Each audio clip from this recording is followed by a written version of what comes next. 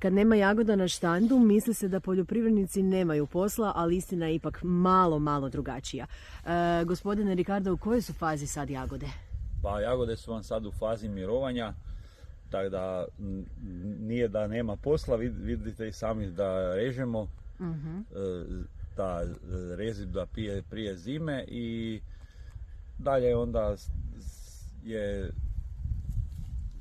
ne znam kako da vam reći. Priprema za proljeće. Priprema za proljeće, jagode su u stanju mirovanja, ništa ne događa, plastenici su skinuti dole, tako da...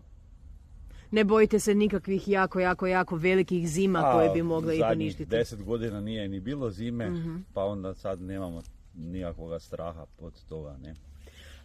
Mnogi naši čitatelji, ali i žitelji našeg grada i županije znaju za vaše jagode i za taj slavni štand na početku Mlinarske ulice u Starigradu.